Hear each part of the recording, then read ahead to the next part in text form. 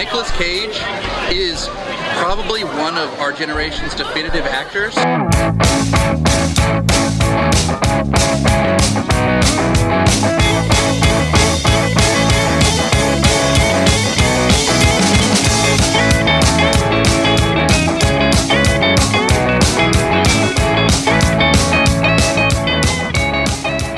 Hello and welcome to Cage Fighting. It's your main man Andy Gillard here. Hope everyone's doing well out there right now. Hey everybody, Matt Guy here. Hope you're all okay. Martha, hello. And we also have a special guest with us, back for his second... Yeah, it is your second time round, isn't it, Dave? It is my second time round, yeah. So yes, welcome back. Obviously, we don't need to go through the 3 questions once again. So how's life, Dave? You've moved on to new podcasts since we've last had you on, haven't you, I believe? Yeah, I think I was still doing ADQ the last time I came on, which was what? I think it was August, September time. I'm sure it was. It could be. It was a long time. It could have been 6 months ago, could have been 6 years ago, Yeah. for all I can remember. No, but do well, like everybody else, was coping in lockdown, trying to keep everybody alive. So, But, we're all, like everybody else, counting down the days, but all good, thanks. Thanks for having me on again.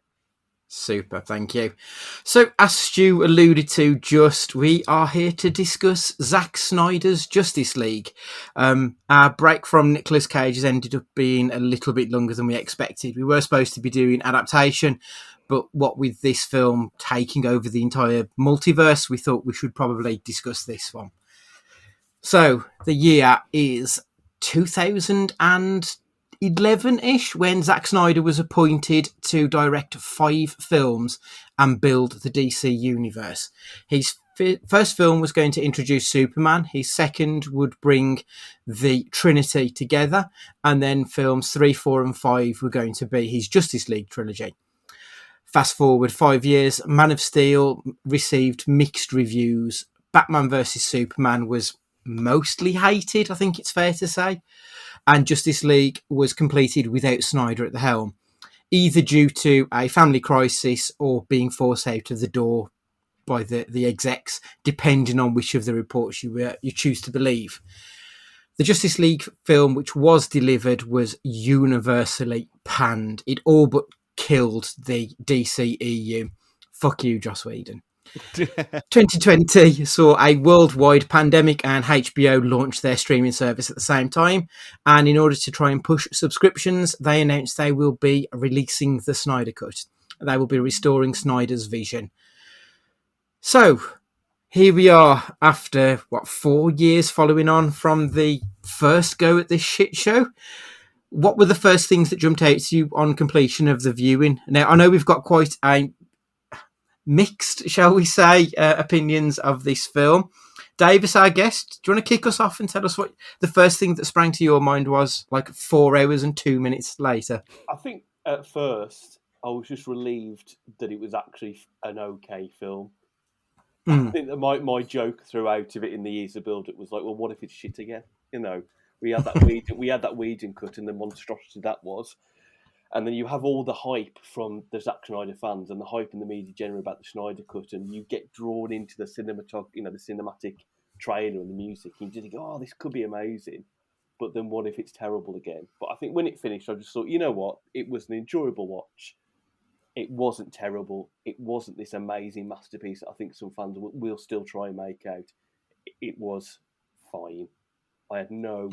I think there were, like all films, there were still some issues with it, but even at 4 hours, I wasn't too drained by the time length. I was actually enjoying it, and I think that's the key for films. It kind of doesn't matter how long it goes on for, as long as you're enjoying it and you're not bothered by the time, then that's fine. But yeah, for me, it was, I like to call decent-ish. Yeah, I'm very much on the same plane of thought as you. There's some stuff I really liked, some stuff I thought was crap. But on the whole, I generally enjoyed it. It could have been an absolute shit show, and it could have ended up being a lot worse than the first go at it. But I felt like I came out at the end of it and thought, actually, for a 4-hour film, I felt it went as quick as a 4-hour film could go. So, much like yourself, I was fine with it, I think is the best way to put it. Stu? I was just impressed that I only need one piss break at 37 years old. So it was a nice bonus. After the beginning of part 3 as well, that was. Yeah, I'm a bit more enthusiastic considering how much I hated the rest of them going into it. And I've said on here many times that Man of Steel trailer was 10 times better than the actual film. Batman v Superman itself was crap, and then the extended edition was okay. But I watched both of them and both Wonder Woman films before this, just to refresh my memory a bit. And I was actually incredibly surprised because everyone said to Dave on Twitter, "No, it's not going to be shit." I had faith. The fact that he had 4 hours to piss about and he had 4 hours to do exactly what he wanted, and fair play. That's what he did. And it was probably, if I'm being hypercritical, it was probably 15 minutes too long because of all the stuff at the end. It could have ended way before it did. But I'm sure we'll get into that anyway. But yeah, at the end, I'll give it a tepid clap, which is much more than I'd give anything else in the DCEU. So yeah, I was quietly impressed. Excellent. Matt, I think you're going to be the dissenting voice here. Well, my initial my theme as I was running through is how much I enjoy Affleck as Batman. First of all, and we'll probably come on to that when we deep dive a little more into the individual performances. But my honest feeling as I was going through it was, you can put lipstick on a pig, might be a pretty pig, but it's still a pig, and that's how I've felt about the film in parts. Because what do we expect from Snyder? We expect flamboyant, we expect overindulgence, we expect grandiose, and that's exactly what we got, and that's fantastic. But mix that with a subpar plot, mix that with subpar script writing, and then add another 2 hours on top of it of the same subpar plot and the same subpar script writing, you just get an extended piece of shit. Do you know what I mean?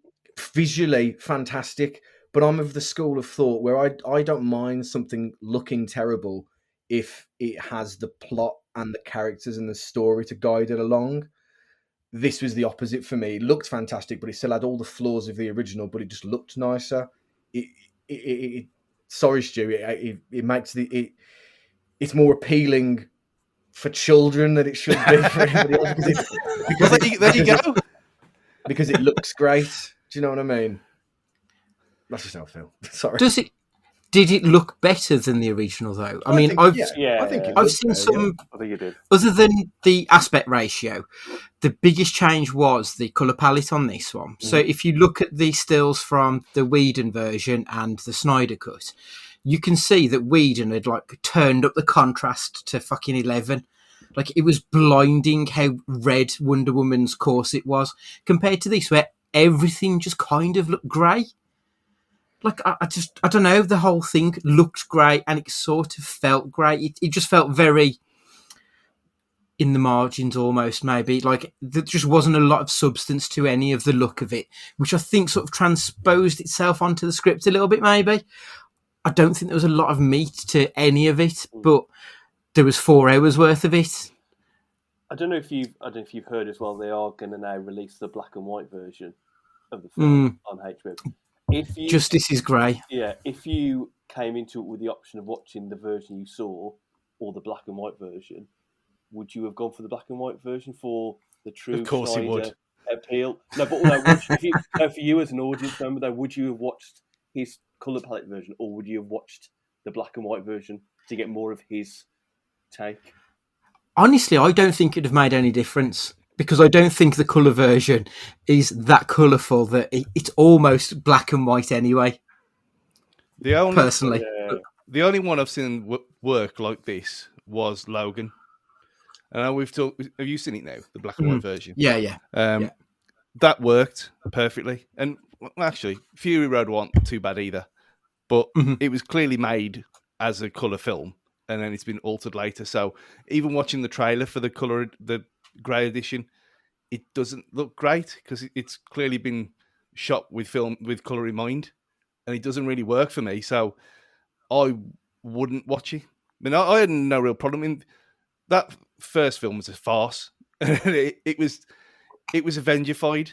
That's exactly what happened to it, and that's not what this universe has been about. It's been about doom and gloom and sorrow for the whole thing, and to try and make it funny is why one of the reasons the first one failed so much, and to make it somber again, kind of worked. And as much as Whedon is obviously to blame for that first one, I'm still a lot more in thinking that there's probably more studio pressure to try and revert Snyder's original version than Whedon trying to undo Snyder's version, if that makes sense. I think they just looked at it and thought, like Andy, you said at the start, Batman Superman was not well received critically. We've now given him this other film, but hang on, we've got an opportunity to perhaps undo it. And hang on, there's this guy here who did the Avengers. He did that really well. That was well received. Let's bring it in and just try and make this into make this more like an Avengers film, so we can get the critical acclaim. And that just, when you try and jar that with a Frankenstein's monster of a film, with the Snyder version, it was awful.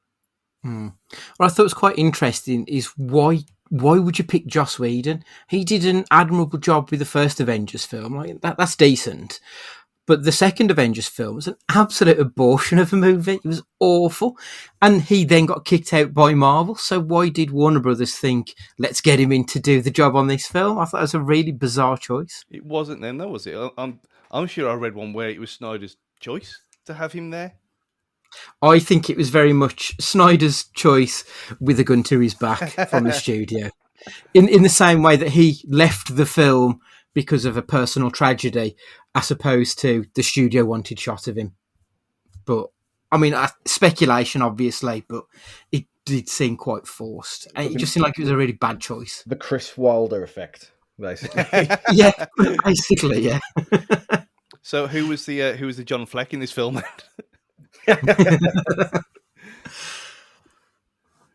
So, go on, sorry, Matt, carry on. No. I don't want it to be coming across that I hated absolutely everything about his film. So I want to kickstart by saying, like, runtime wise, I never felt at any point during the film I wasn't watch checking the whole way through. I think like it flowed really nicely. The pacing of it like that was absolutely fine. And I don't want anybody to think that I was bored whilst watching it. Now I can start my critique. No, I just, there were plenty of things I really enjoyed about it, and like I say, Affleck's performance I really, really enjoyed. Anything involving Cyborg I thought was fantastic. For the majority of the film, I do question why Aquaman was there at all, other than to get his shirt off. Like maybe I'm not sure. Or to get his jumper sniffed as well. Yeah, that was so bizarre. I was like, "What is this?" Yeah, they could have cut that out. It made no sense, did it? That scene at all. And it's one of those. I was watching it, waiting for something to happen. Like, come on, something. And then she just sniffs it and carries on singing. Like, come on, give me something. And it was nothing. He's just fucked off into the water. It was weird. Very, very strange, that was. So, I mean, that actually leads me on to something that I was going to mention. There's no way that this film would have been released even if Snyder hadn't have been moved on.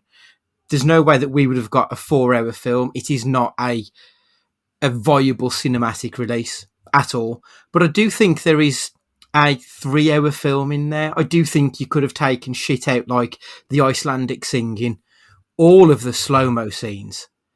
I mean, I sort of get the ones with Flash. They make a bit of sense. But there were so many other little bits where they just stretched it out for no real reason. I kind of liked how they had their own signature slow-mo to kind of moody music sections. I kind of liked that bit. I don't know why. But it felt very much like we were watching a music video. Yeah. Which I know that's Zack Snyder's history is in making music videos. Yeah. It wasn't for me at all, that bit. Stuff like that. I just liked it because they all had one. And it was kind of an introduction to idiots who watch this without watching the others. And there was a few. Probably the other halves of people who've been forced to watch it on Now TV on a terrible 480 stream. In Matt's case. Thank goodness for that 7-day free trial pass. Because as soon as I watched that film, thank you, Cancelled. Now TV, you're gone. But I was quite taken aback about how much unseen footage compared to the first film there was. Yeah, I don't think there was a lot of reshoots from what I've been reading. I thought I was going to go into it thinking, right, I've seen this bit, and I was actually quite surprised about how much I thought, oh, hang on, this is like, it did, at times, I think this is probably why I still enjoyed it. It did feel like a new film when I was watching it. It didn't feel too much, I was just watching the Whedon version, but maybe with a 10-minute extra scene that you can tell is brand new. But yeah, I think that's why in some ways it did work on that side. I realised not long after the film started, I remember fuck all about the Whedon version. Like, I've scrubbed pretty much all of it from my memory. So most of this film felt fairly fresh and new, which is quite a feat for a film that we have all seen before. So I thought that was quite impressive. Yeah, I watched it once. I own it. I'll never watch it again. I don't even know why I own it. It's fucking terrible. But it's... And maybe it was one of them things where, like, I gave silly me giving Suicide Squad another chance because it was a 14 minutes extra, and now I can categorically say I'm never watching that film ever again. And no amount of editing would make that polish any worse or better. But yeah, it's the same. There was parts that it was almost like watching Match of the Day when you come back from the pub, and then you have to watch it on the Sunday morning because you can't remember anything. But then it gets to certain parts. You think, oh yeah, I kind of remember that, but I don't know why. Like the bit in the chamber with the with Flash when that was changed. Yeah, for the better as well. There was a lot of things like that which were changed for the better, like Affleck and Batfleck and Wonder Woman's kind of pseudo nonsense romance that was thrown in the last one. That wasn't in this at all. I mean, there was one bit where they sort of flirted a little bit, but they didn't dive into it. I mean, that's fan service from the Justice League Unlimited animated series from way back when. But there were bits like that which they removed, which I do think helped. There was the bit where Flash trips up and like face plants into Gal Gadot's breasts in the Whedon version, which they just removed that.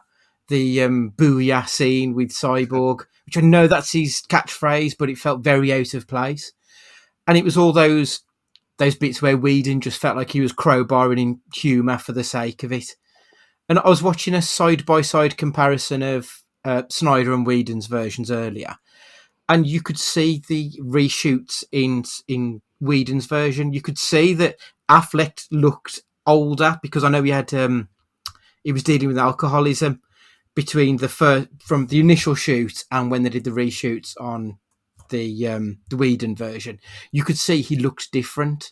Momoa looked almost completely different in one scene to the next. And I hadn't noticed it when I was watching the film first time, but when you're actually able to look back at it, you said it earlier, Dave, a Frankenstein, and that's exactly what it was when you was watching it. Not even to mention the awful CGI on Cavill's top lip. I mean... I thought, Matt, you made a good point just about Aquaman, because it did feel like that the Whedon version, Aquaman does seem to have a bit more of a prominent role in that film, whereas this one, he does seem to be a bit of a side character, whereas actually, one of the benefits of this film is Cyborg gets a proper origin story and explanation of what he does. Even the Flash gets a bit more to him and understanding his world and what he does, whereas Aquaman's are a bit like he's kind of just thrown in there and you just deal with it. I almost feel like it's a conscious effort because Jason Momoa is no longer flavour of the week in Hollywood. I mean, is it? You know what I mean? Like, what has he done of note recently that I can think of off the top of my head? You know what I mean? There was very much at one point where he was the next Dwayne The Rock Johnson in terms of that. Where is he Samoan? Presumably he's Samoan. Kind of bulky chunk of hunk, and he's never really kind of got that much further with that. And I think, and I mean, I mentioned earlier about how much I enjoyed Affleck's scenes. The issue is there was I think Batman was absolutely bastardized in this film, and I took it as a personal insult. And what I mean by that is, I've always preferred my Batman staying out of the realms of the supernatural I prefer him to be dealing with the very real. Far-fetched, fine, but the very real. Do you know what I mean? Even like Scarecrow is the result of chemicals. It's not voodoo. Do you know what I mean? Or at least in the versions I enjoy, in kind of the Arkham series on computer games wise. And Batman was very much reduced to a caricature of a superhero. They make the joke the fact that he's got no powers, and that's fine. It's a joke. I'm rich. That's my superpower. That's fine. But he basically gets beaten up and has to be saved by the other guys far more than anything that he adds, apart from the Nightcrawler punching its way through a tunnel or something like that.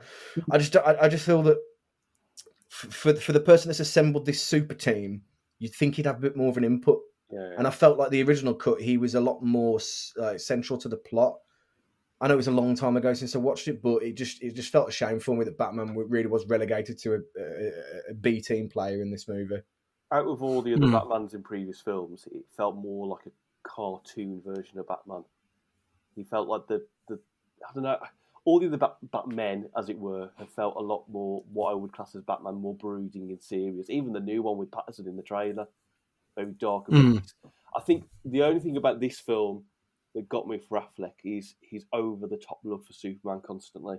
Like, I get that Superman changed him, but there was this sense of every other line was, we've got to do it for him, he's our hero, we've got to do it for him. I was like, that doesn't feel like Batman, though, still, when I'm watching here.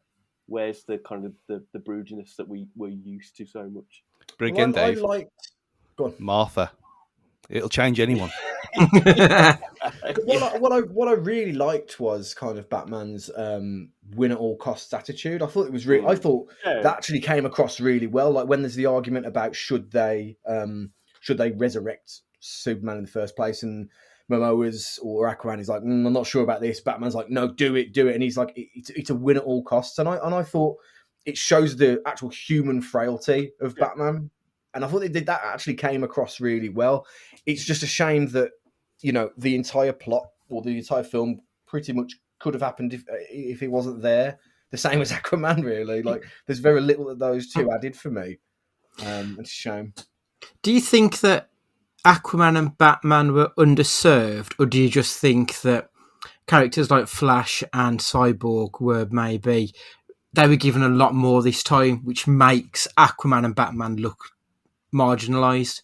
So I don't think you had any more or any less Aquaman in this film than you did in the original. Mm-hmm. But when you look at that compared to Cyborg, whose story has increased tenfold, for example, I don't think it's that Aquaman's been pushed to the side. I think his story is very much what it is.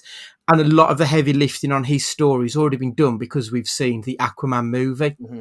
Whereas we haven't had that with Cyborg or Flash yet. We don't really know anything about them unless you're a geek and watch all that stuff. But now we do. We've had their origin stories told for the most. Obviously, there's still a bit more to come with Flash. When we get to Flashpoint, I think we'll see more of his world. But I think it was a super serving of Cyborg made everyone else feel like passengers, maybe. It felt very much like it was a Ray Fisher film. He was the central focus of the movie and everyone else was around him, I thought. It was almost to put a film within a film, hadn't they, with Cyborg? They'd put that entire Cyborg film within that film so they could give him a lot more kind of clout into how central he was to the Snyder version. Because you look at that version compared to the Whedon version now, you kind of thought with the Whedon version, what was Cyborg really there for, apart from being just their version of Iron Man? Whereas this version, you actually see why he's central into that team. Yeah, I mean, he was very much a tokenistic gesture in the original film. And I think the fact that Ray Fisher spoke about on-set bullying and all that stuff, for him now to be pushed front and centre, I wonder if that was a conscious effort by Snyder to bring him into the fold and give him that extra, knowing that it'll piss off Whedon and the studios who haven't backed their stars. So part of me did wonder, I wonder if that was always the intention for Cyborg, or if that's just a middle finger to everybody else from Snyder, which from what we've heard of Snyder, he's very much a right-on kind of dude, so I would imagine he would be 100% behind his actors in those situations. Yeah. But I did like what they did with Cyborg generally. I thought that was much improved.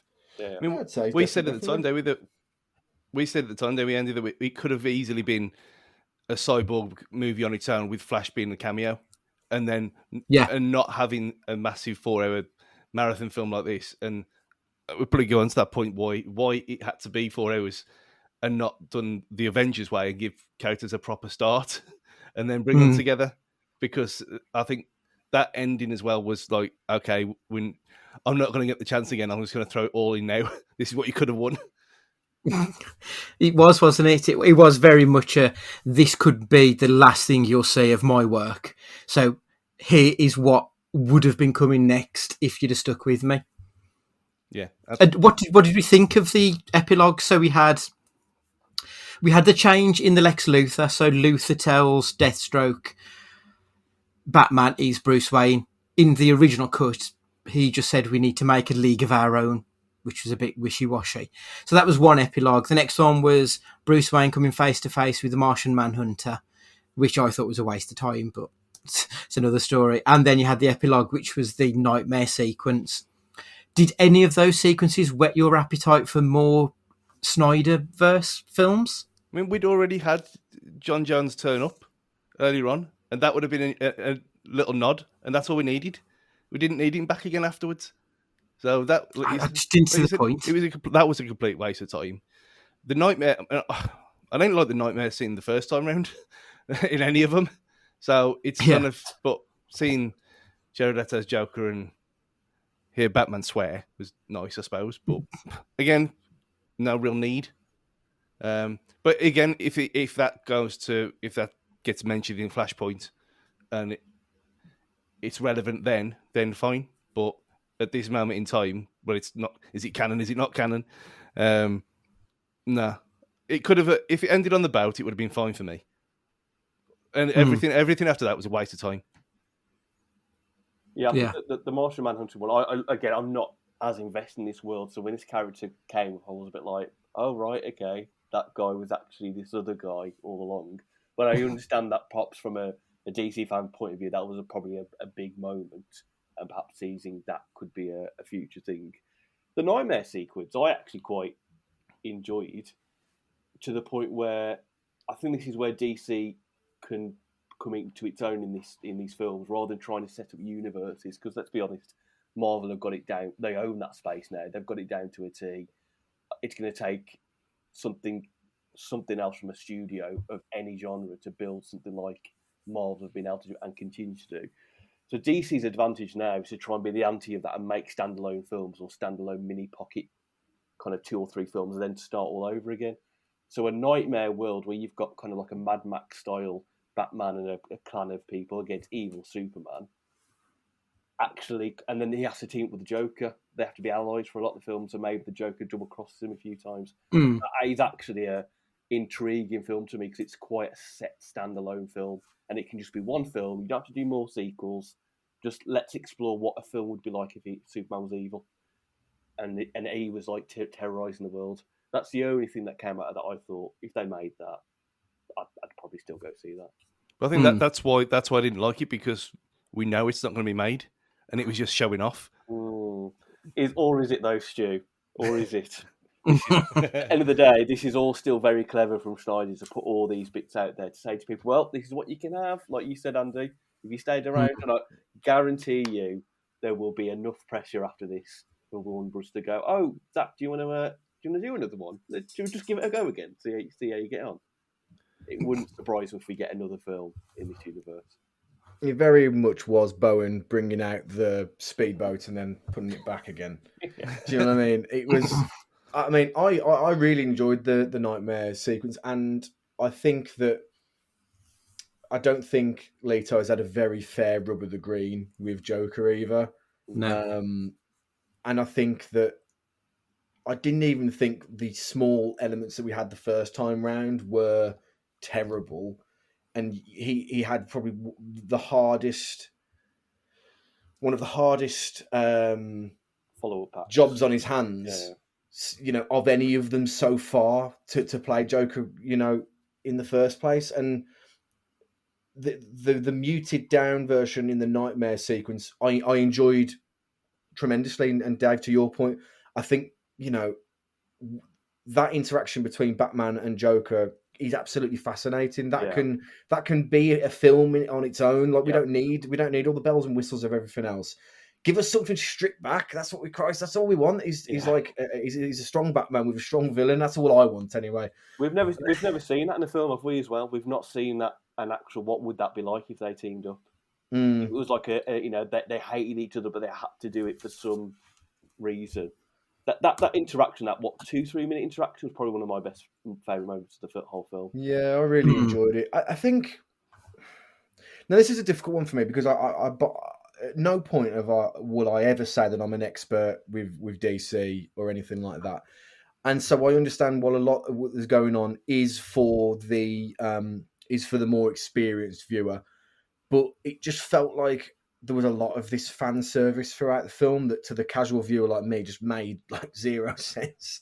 Like I didn't really like understand what was going on with it, and that's fine. Like I know, but these films aren't made. These films aren't made as indie films that are to be enjoyed by only a few people. They are made to be enjoyed by the world. So don't make them so specific. Don't make them so difficult for the casual viewer to be turned off by them. I think is my point. And the issue is, if you've got 4 hours to play with, to your point earlier about not getting Aquaman put across or not getting enough of Batman put across, you've got 4 hours to play with. If you can't do it in that time, don't attempt it.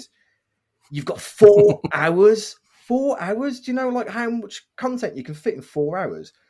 If your points can't get put across in 4 hours, they shouldn't be made in the first place. And it felt like a lot of self-indulgence. What's your phrase?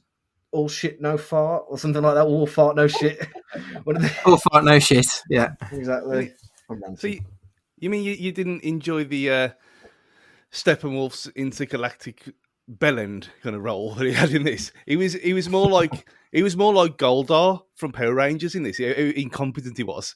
When he was he might as well just go yes sire and stuff like that. When Darkseid come up in the little hologram pocket, whatever it was.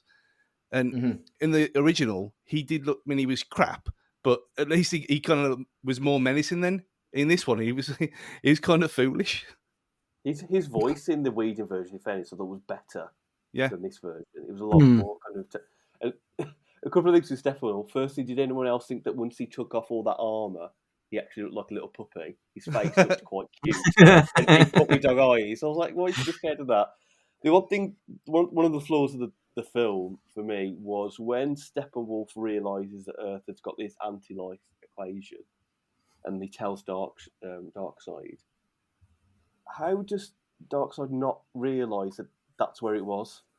How has he forgotten that Earth has got this equation? I know he's conquered thousands of worlds, but surely you go.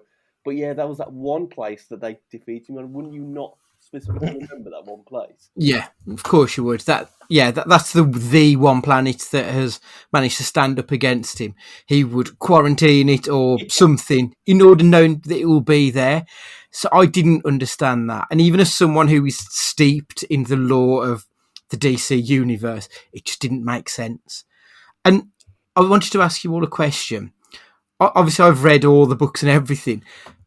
Did Superman putting on the black suit, do you know why he put that on? Does it make any sense to you as a casual viewer why he did that, other than it looked a bit cool?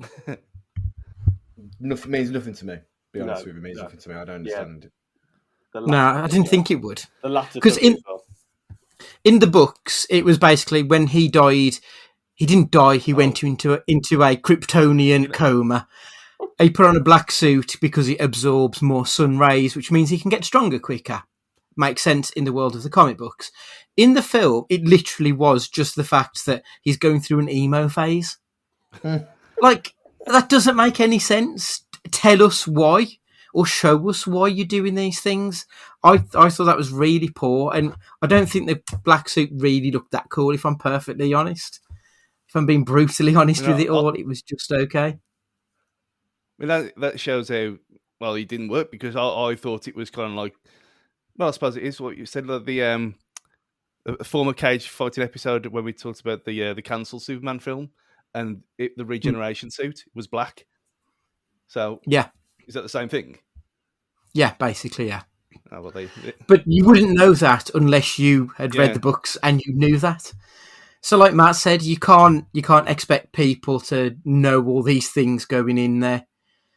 You're making a film for the wider audience, and this didn't feel like that. This felt like it was a film pitched specifically at me with decades worth of reading these comic books, which I don't That's- think is a great look, to be perfectly honest. That's been the problem for this whole thing, though, because I mean, even Man of Steel. If you got casual people who watched the Donna Superman films going into Man of Steel, thinking, what the fuck's this alien sci-fi bollocks going on? There's none of that in.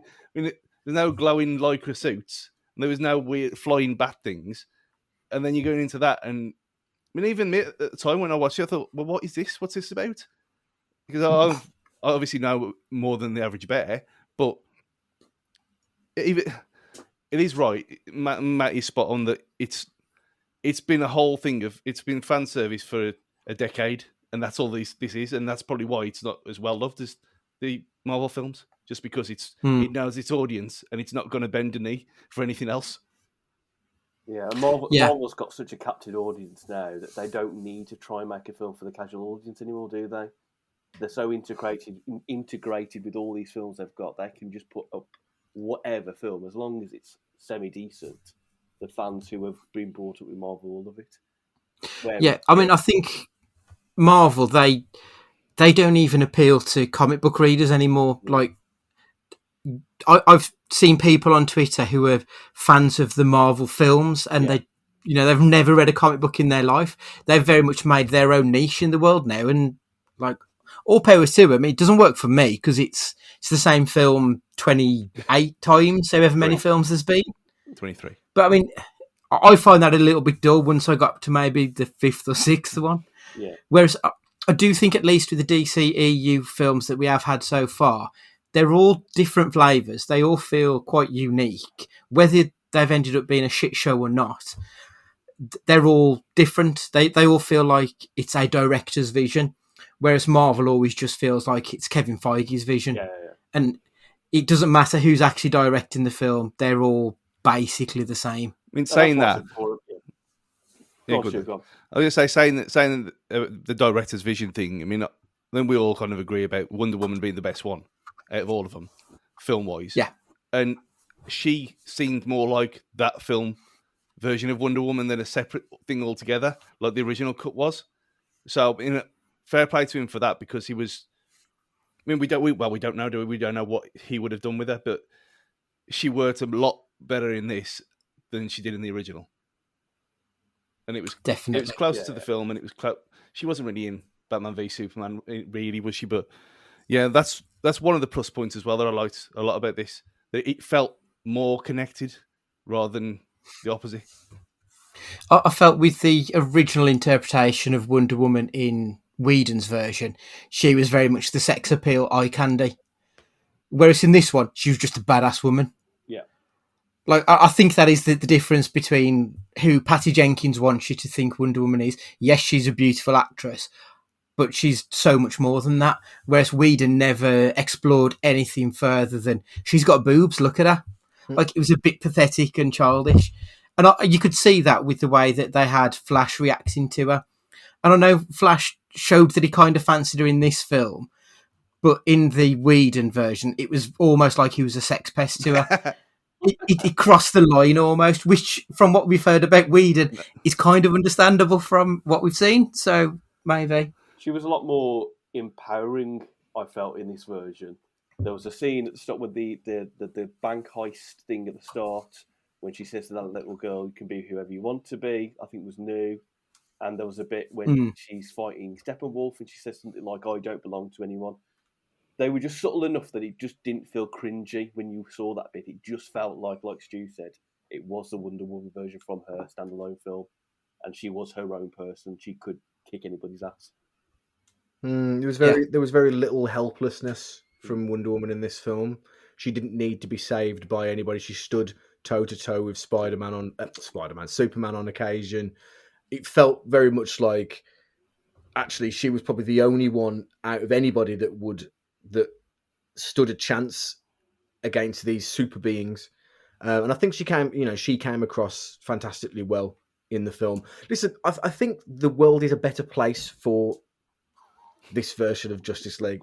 I want to put that out there now.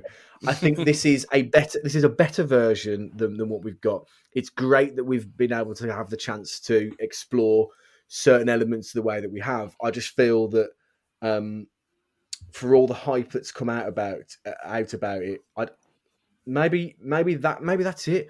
Maybe the hype about it has built the expectations up just too much, because I was expecting the reinvention of the wheel when actually the wheel has just had a lick of paint.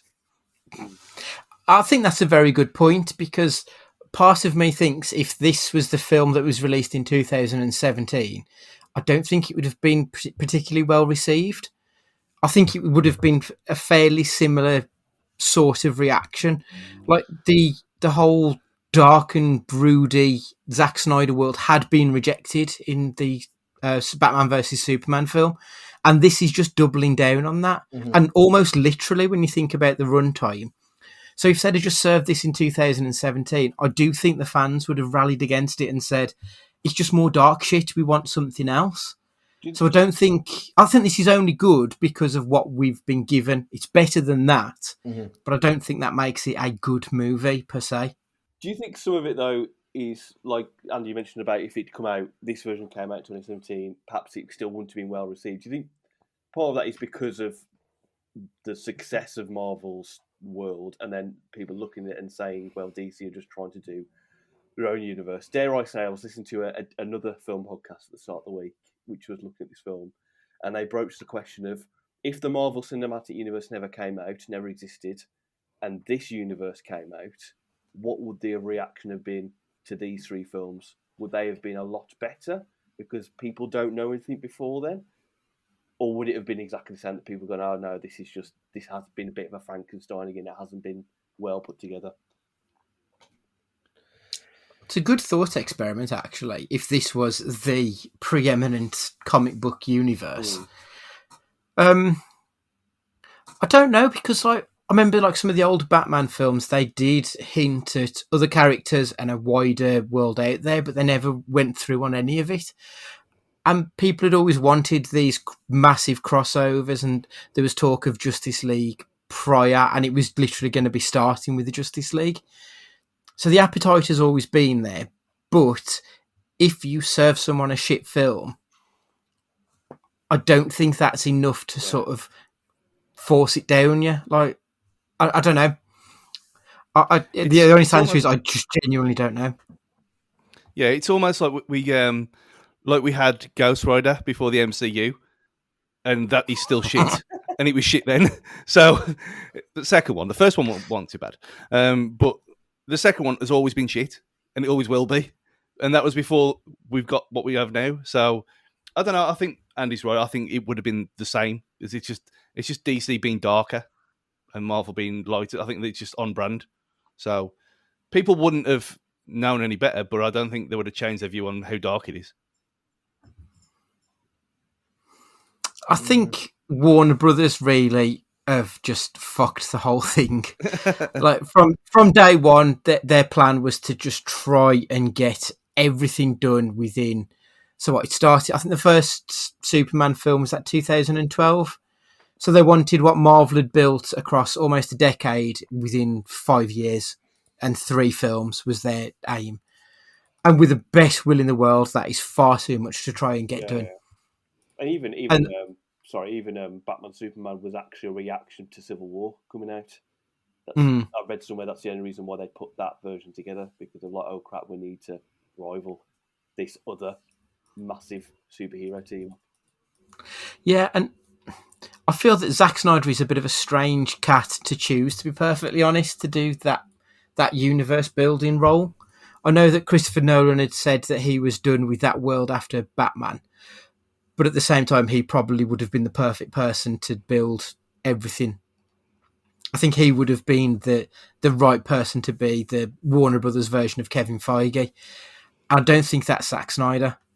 Because when you look at Snyder's other work, if you take Dawn of the Dead away, everything else is a bit shit.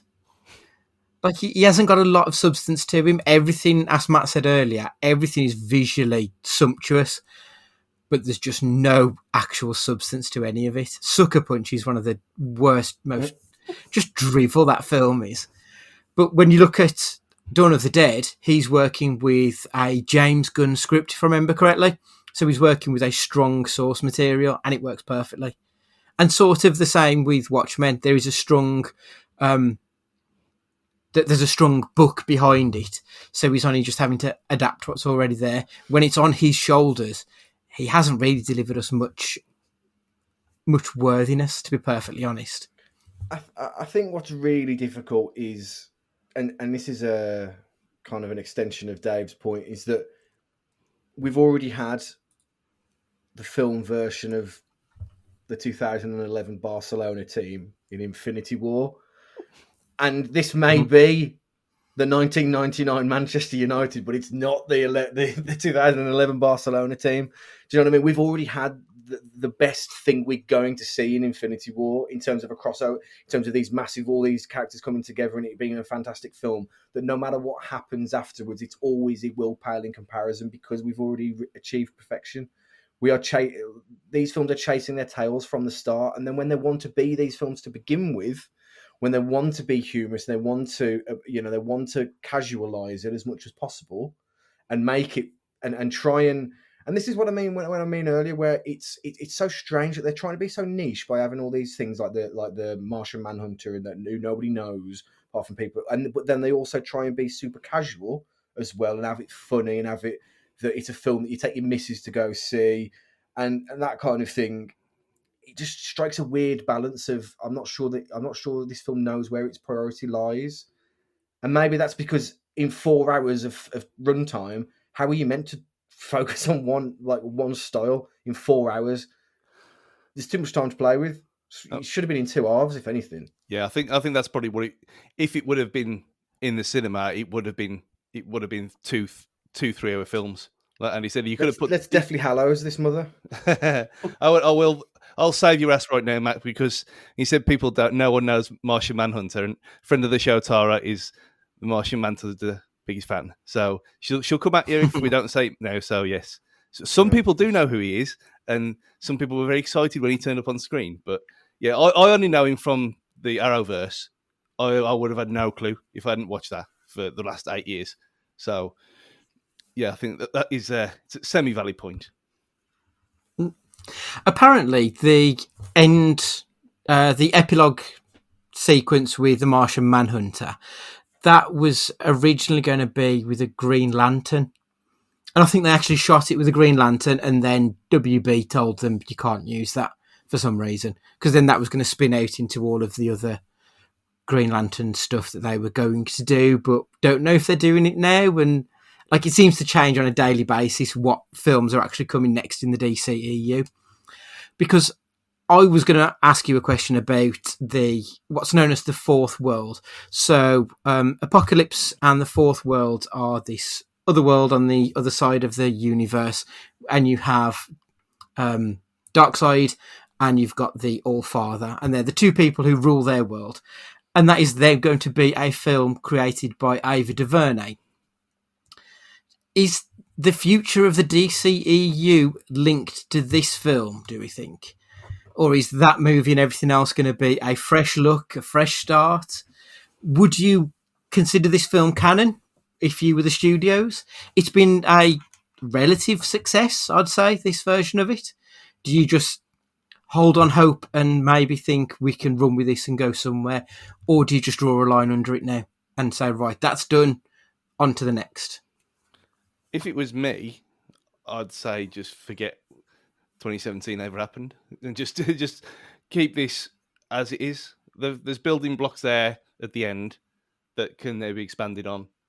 Like you just said, apart from Goldie, who doesn't mind the 2017 one, the vast majority of people don't like it. So, but we know it's not going to happen. We know that how stubborn they are, and they'll just fuck it all up again. And I'm sure I read something saying that, yeah, we consider the original canon and this is an Elseworlds tale and stuff like that. And well, if it is, and we're having Flashpoint, then it can be. and we can have it. Yeah. I mean, just give HBO the license. Let us play our own games and watch it on HBO where it's better. We can watch it at home and not have children around in cinemas. If that's a way to go, then that's kind of a unique way to go. If this was kept on HBO and we had a 4-hour film every 3 years in black and white in maybe 3.3 next time, and who knows, keep the cinematic universe in the cinema and keep this on HBO. That'll work for everyone else, but I don't think it'll happen. Dave, would you build on the small success we've had here, or would you just cut your losses and run at this stage? I think a lot of it just depends on what the continued reaction to it will be. It's whether do they want to try and dip their water a bit. If people have received this genuinely fair and well, do we, like I said before, do we give Zack Snyder another crack of the whip and give him another chance to do a film to see whether that's still as well received, and if not, then we just cut losses. But I think I do agree with Stu. I think you've almost got to treat this Snyder cut as like the last bit of this now and just start over again. And almost, like I said before, just keep making these little standalone films. That's how you're going to rival Marvel. That's how you're going to, how you mentioned, Andy, about all Marvel films being the same. And I totally get where you're coming from on that one. So why not DC appeal to the other side and make these standalone films? That, Joker as a standalone film is great. Don't need to make any sequels to it.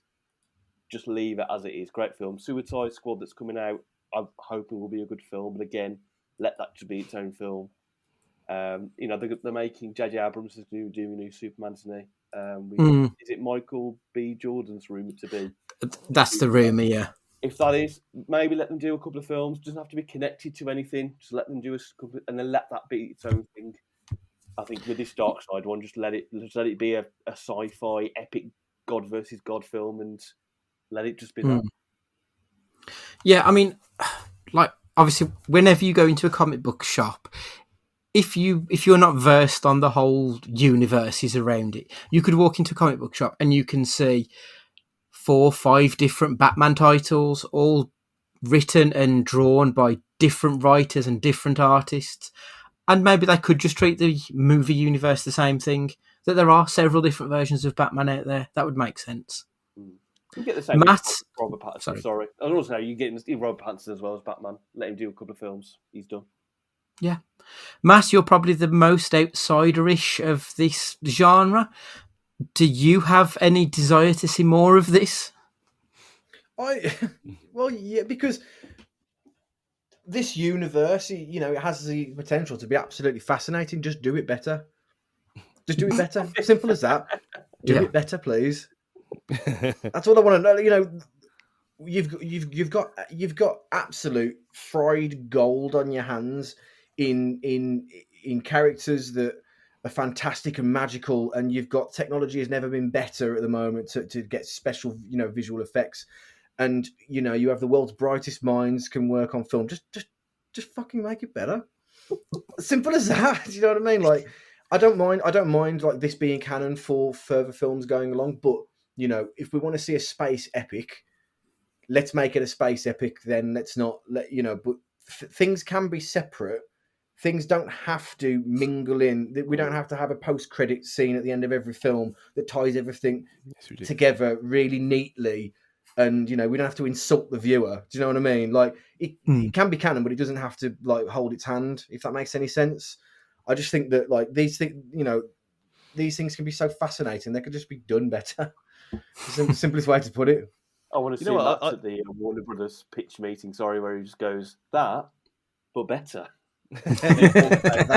But work harder, work smarter, not harder. In fact, that's my point for Justice League. Work smarter, not harder, i.e., make it better, not longer. Would be my takeaway from it. Longer the better, in every sense of the world.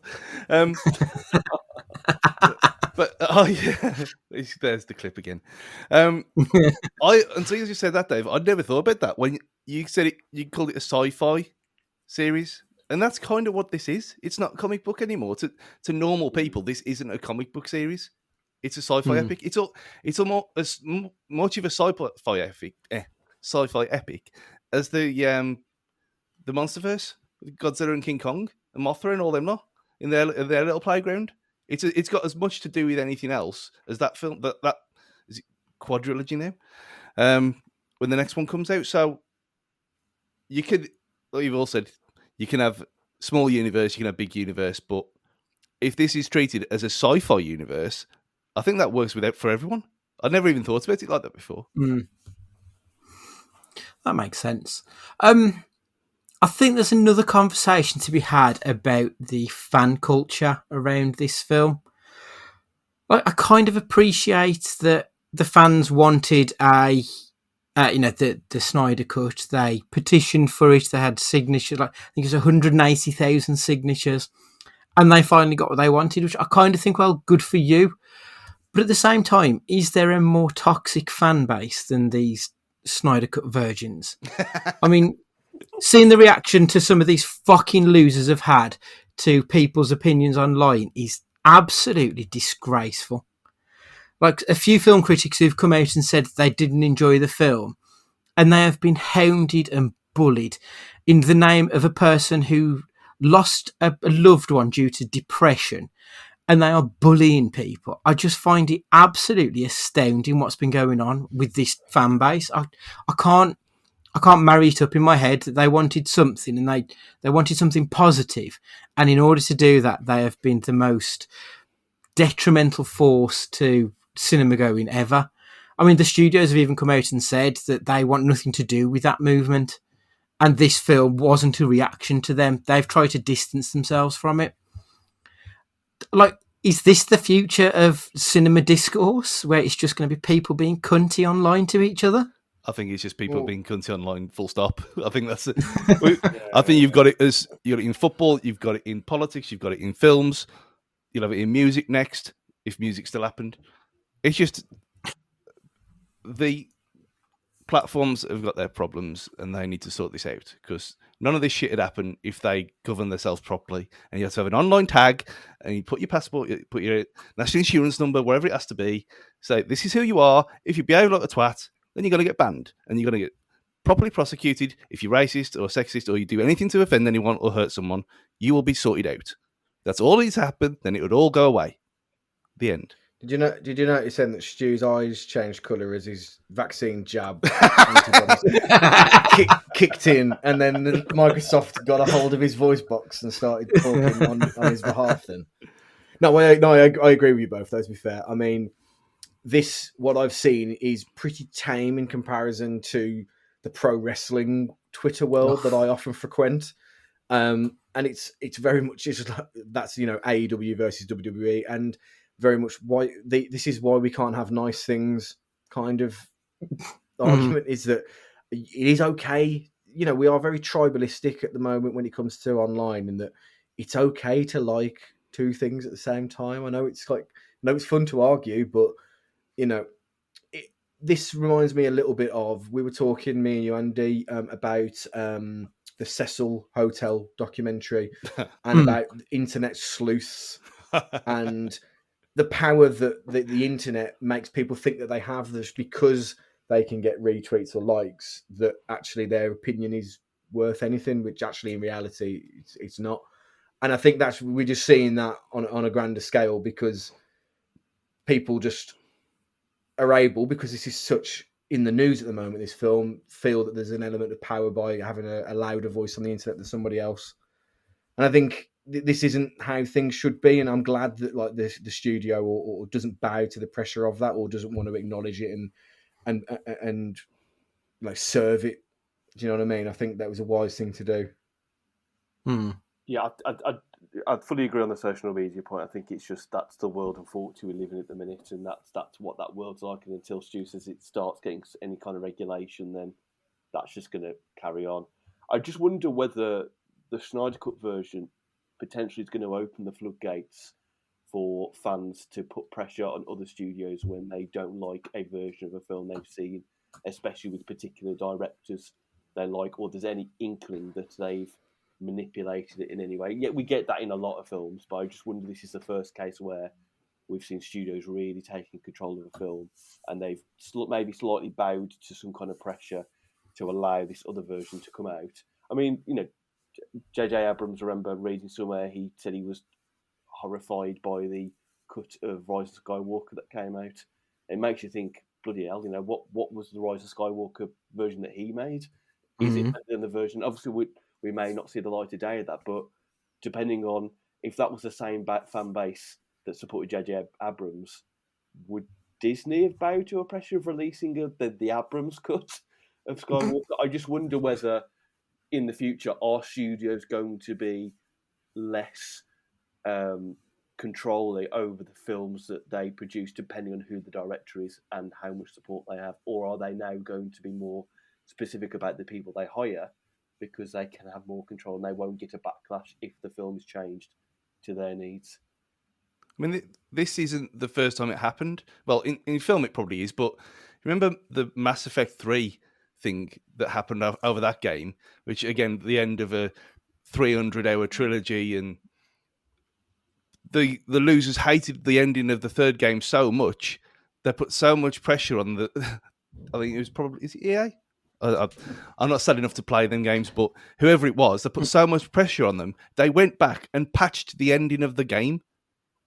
And you think, well, it's your vision. It's someone's vision. It's the whole argument of once it's out in the public domain, who owns it? Is it the people or is it the visionaries? And it was their game, and they were forced by people to go back and change their own game, which meant there was a restart point put a few hours from the end where you could open your save file from there and see a different ending because people were so pissy online that they got the ending of a 100 million pen game changed. Jeez. So I mean, it's happened in previously. I know, like the Superman 2 film, we eventually, after many years, got the Donner cut. And I think there was like a couple of Ridley Scott films have been recut. Some of the old dodgy movies. I think Exorcist 3, it was either 2 or 3, got a recut after fan support. So this has happened, but it just doesn't feel like anything has happened quite on this scale before. Yeah, I think it's the money this time. Yeah. And I think it was very much, had it not been for HBO Max, I don't think we would have got a fan cut or a director cut, purely because HBO Max were trying to push for subscribers. And rather than doing a Netflix and spending, 200 million on making a film to try and push it, they wanted to try and spend as little as possible, but get a blockbuster at the end of it, which is kind of what they've done. So they've spent 70 million on a $400 million movie in the end, or it might be 3. I can't remember how much it was. So I feel maybe that had something to do with it. It was very much everything came together at the right time for this movie to come out. If anything good's come out of this whole process is that we might actually see the unknown R-rated cut of Mrs. Doubtfire. The fact that such a version exists is incredible. Get that out. Yeah, I really want to see that. Yeah, definitely. So yeah, I think I've covered pretty much all the points I've got on my list for this one now, which is quite an extensive list. When we started out, it's been a bit of a ride. So I know normally when we do our podcasts, when we do our picture pods, should I say, we do the good, the bad, and the crazy, and then we ask a few questions at the end. So I think we should do that with this and just maybe highlight something that we thought was good, something that we thought really detracted from the movie, and maybe you even felt was worse than the original, and just something that maybe blew your mind with the movie. Stu, do you want to start us off on that? Yeah, the good. I went over it at the very start that it was a lot better than the original, and it didn't disappoint us like it could have been. It could have done. I think coming away from a 4 hours 2 minutes long epic like this, if it had been terrible, he would have got absolutely destroyed. And he could have ended his career really if he'd have fucked this up that badly. But he didn't, and it was good, and it was enjoyable, and I'll watch it again more than a few times, which is, for the length of it, it's quite amazing. But yeah, I thought the cyborg bit, well, having cyborg in it properly and not just as a sound bite and just a black man on the screen for a bit was nice. And like we said about Wonder Woman as well, changing her back to her actual character. So for me, the good was fixing what was wrong in the past. The bad was some of this sheer silliness, like the singing Icelandic girls, and the there were still things. I think Matt kind of hinted at it with the whole Batman being out of place, Batman firing alien weapons. It just seemed weird, but that's just the Justice League altogether. I've never got Batman in this, like Arrow as well. Them kind of people just be real people and normal people in the fantastical world doesn't really do it for me. So, but that's just a critic. That's a personal preference, I suppose, and it's nitpicking because other than that, and the ending being there, which is a kind of fuck you. This was my vision, and this is what you're not going to get. I would have, like I said earlier, I would have preferred it to end on the boat, and that's kind of okay. Kind of like where the where Spider-Man Far From Home ended, with his name being revealed. Maybe that's why they did this. But yeah, I mean, the crazy, just the aspect ratio, and then the fact that it didn't matter. I thought that watching it on my projector, I'd never watched a 4:3 film on that before. I thought having bars at the sides is going to be fucking annoying. But after 10 minutes, I didn't notice it. It was fine.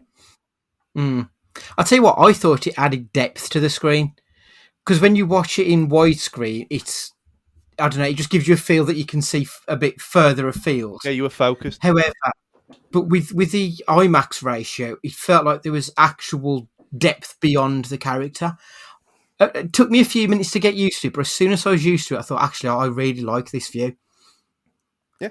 But yeah, for me, my good, I really like the fact that they restored the original soundtrack to it. So the fact that it was Junkie XL's music in there. I liked that when you saw Diana come on screen, for example, you had her music there. It reminded you of the characters. I thought that was so much better than the wishy-washy soundtrack that Whedon used that was either like a low hum or hard rock. Like it was too much of one thing or the other, nothing in the middle like this. So I thought the restoring that was a really clever move. I really liked the Flash scene where when Iris West, when we see her crash her car, and you see him turn and run and grab her. And I know I've criticised the slow-mo scenes, but I really like the slow-mo use with Flash. It made sense to show his super speed as slow-mo to us. Like that was a clever way of doing the two, I think. And the hot dog. And the hot dog, of course. He got himself a pocket dog, which I thought was class. But I love the fact that when he turned, his shoes exploded because he was moving so fast. That was good. That's really clever. And also, I liked when he runs faster than the speed of light and you see the world like reversing and coming back as he's going. I love that visual. I thought it was really well done. The bad for me is there's just too much exposition. Like it's not character depth to just explain their history. Show me their history. I didn't like that. There was just far too much of it. And I think the crazy, I did think of something and it's just completely gone out of my head. I'll come back to the crazy. Dave, you take over. What's your good, bad and crazy? Okay, so good wise, I did like I mentioned before, I thought the cyborg origin and giving him a lot more depth was good. Wonder Woman being her own person and having a lot more empowerment was good.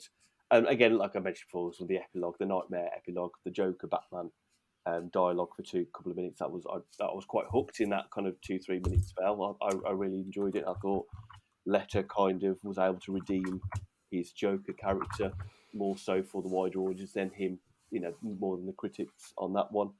The bad, a couple of things really. The guy who played the lab assistant to Cyborg's dad, who I presume at the end of it is some kind of character in the DC Atom. world. Yeah, it's Ryan Choi, the second Atom. There was times when I watched it, I thought you don't look like an you don't seem to be an actor. You seem like a regular person. Just got off it was so wooden sometimes, his acting. I was like, who is this guy?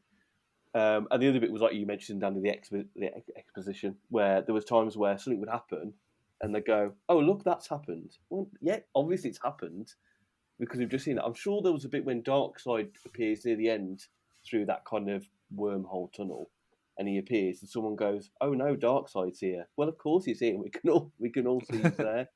That annoyed me. And the crazy bit, which is something I was probably going to ask, was how do we all feel about the hint that Lois is pregnant? Superboy. Yeah. I think apparently it was originally going to be that she got together with Bruce Wayne following the death of Superman, was the original plan of the original Justice League trilogy, which I think would have been a massive misunderstanding of the characters. I think that'd have been a terrible idea. Had it have been that she was going to give birth to Jonathan Kent, the son, that would open possibilities. I'd be up for that, but definitely not for the son of Batman coming from Lois Lane. Yeah, there's I read a couple of days later, Zack Snyder, one of these many snippets from the film, and he said that the plan in this universe was the next film was going to have the son was going to be called Bruce Kent, and he was going to be the next Superman. Right. Okay. So, but yeah, the couple of hints. The one with when you saw the pregnancy test, I thought, hang on a second, what's here? And there was that very quick throwaway line. You would have really missed it when Martha moves back into her house, and and Superman. When Batman says to Superman he bought the bank, and as they're walking off, all of a sudden you hear Bruce Wayne say, "Oh, congratulations, by the way," to Superman. And then just seeing that scene goes to something else. I never clocked that. There we go. Okay. So I just thought that was a bit strange that are we setting up a super baby in the future? Yeah. I've just remembered my crazy. So I liked the fact that it was that Zack Snyder basically said fuck you to Warner Brothers. So obviously there was the extending Ray Fisher after all his troubles with they removed all of the comedy that the Warner Brothers studio wanted to put into the film. He took all of that back out.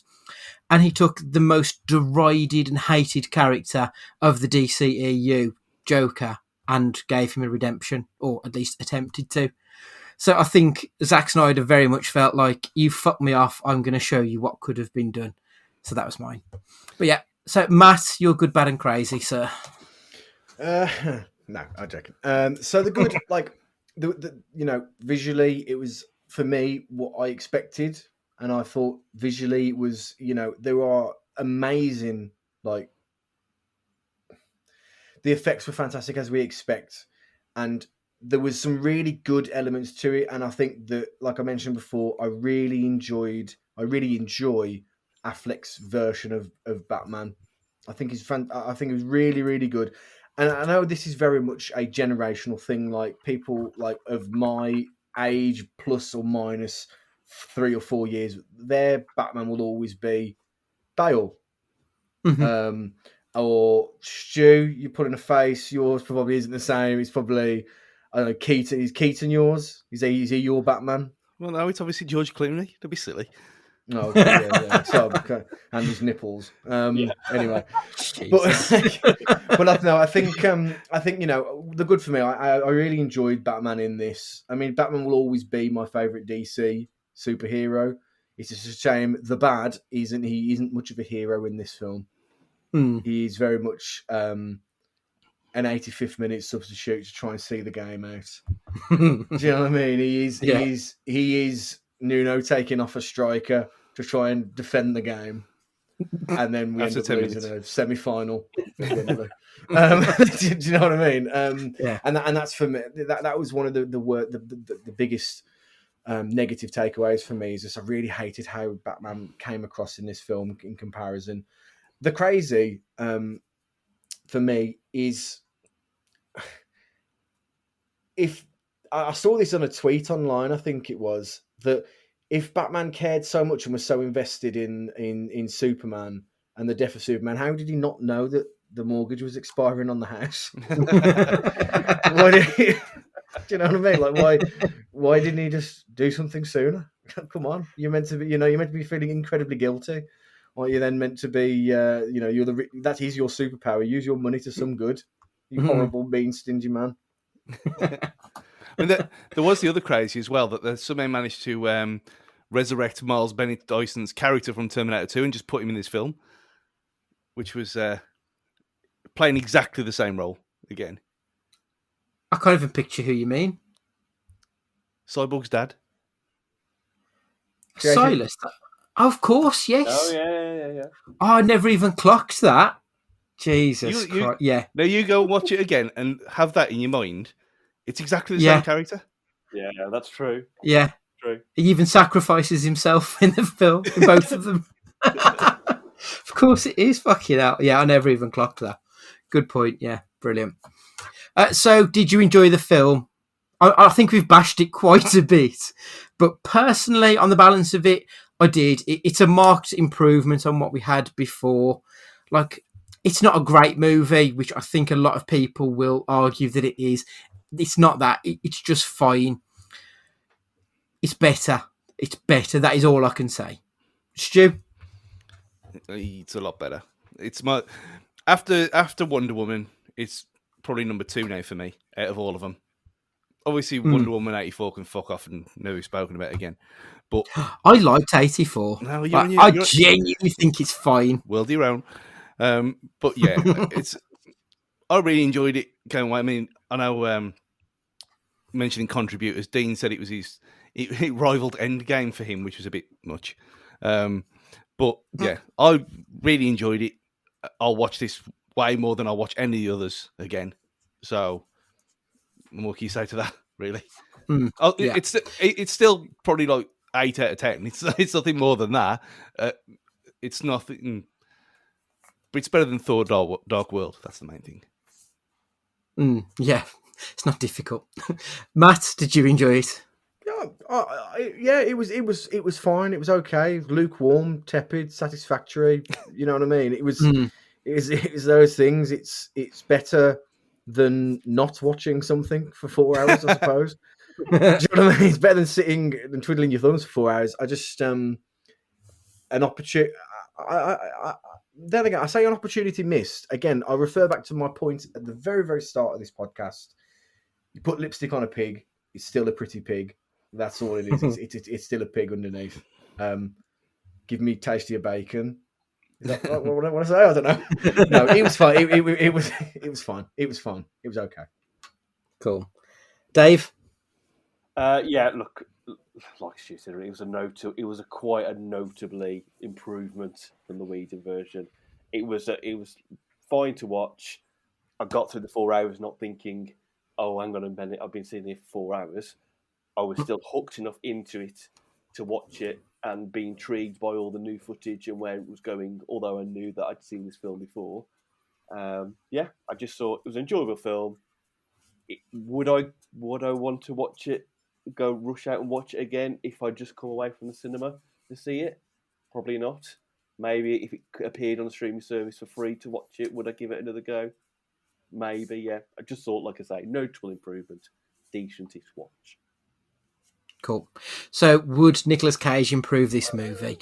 Of course he would. How good would it have been when Flash and Cyborg went to rob Superman's grave? If they opened it and it was Nick Cage in there as Superman, like they'd just completely changed the character.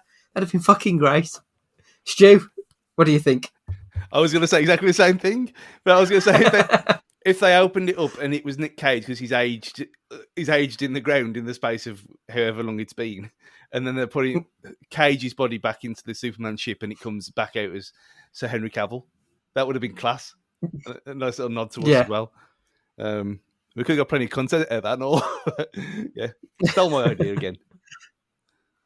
I think films need to start making. I think studios need to start making films that appeal specifically to cage fighting listeners. From now on, it's an untapped market. Dave, what do you think? I'm all on board for that idea. To be honest, I want to see the Nicolas Cage cut now, where they release just of that 1 minute scene with it as well. I mean, you could have easily filmed something like that and released it as a extra on HBO Max or just released it on social media as a nice little deleted scene that was never really a deleted scene, if you know what I mean. I'm all on board for that. Just have that in there. Matt, what about you? I'd have liked to have seen an extra epilogue part where when Joker says, "I wonder how many alternate universes there are where you've let the world die, so because you are too cowardice to die," and it cuts to that exact same scene, but it's just Nick Cage instead. It's an alternate universe where Nick Cage is the Joker, basically. Oh, but what if it was Nick Cage was the Joker and Nick Cage was Batman as well? Why not? Or John Travolta was Batman. Why not? And then they swap faces. Why not? Yeah. Brilliant. Okay, so gents, the last part of the show, I want you to finish the sentence. If you enjoyed the Zack Snyder's Justice League, you may also like. Matt, give us a recommendation. If you enjoy Zack Snyder's Justice League, then you might also enjoy Das Boot, because that is another long ass film that doesn't really go anywhere. Enjoy. Stu? I want to chicken out and just say Avengers. So Avengers Assemble, because you need something light-hearted after sitting through for 4 hours of glumness. Yeah, that makes sense, to be fair. Dave? Yeah, I'm gonna go on Stu's. I'm gonna slightly chicken out, but at the same time, I think I'm gonna say if you like that and you want to see a better ensemble cast that tried to do what Whedon did and maybe still mixed in the style of Snyder, just go watch Guardians of the Galaxy. Great film. My choice, I'm going to move away from the superheroes, but I'm going to go for a film which has got two superheroes in, sort of superheroes. I'm going to go for a film which is starring Ben Affleck and Hawkeye from Avengers, and it's a film called The Town, directed by Ben Affleck. They play a couple of hardened criminals who the law is catching up to them. It's got a bit of an epic feel to it, actually, so a bit similar to this movie. It feels quite grand. And it's also got Carol Ferris from the Green Lantern universe, because Blake Lively is also in the movie. It's available to stream on Netflix.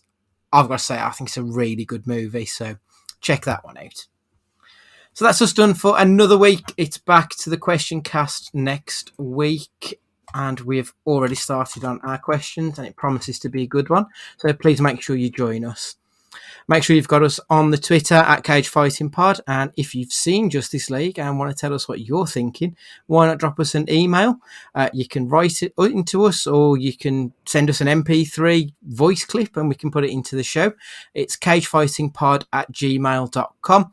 Make sure you've got us subscribed, and if you can share and also give us a review, that would be superb. So, David, thank you very much for joining us this week. It's been a pleasure to have you back on, sir. Thank you very much for having me once again, chaps. It's been absolutely fantastic. So, for this week, Matt, would you like to say goodbye? Take it easy, guys. Look after yourself. Stu, would you like to say goodbye? I'm real when it's useful. Goodbye. Dave, would you like to say goodbye? Bye, everyone. See you another time. It's goodbye from me, and remember, release that haircut.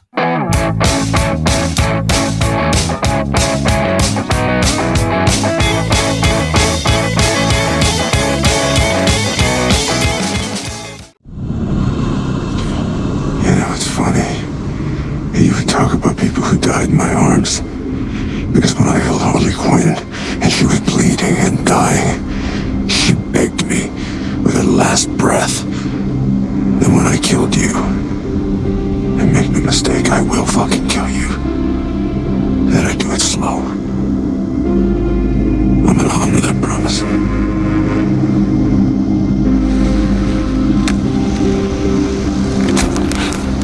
And maybe this will come in handy. Honor? Really, Bruce? Honor? We live in a society where honor is a distant memory. By the way, who do you think screamed the loudest? The girl? Or the boy?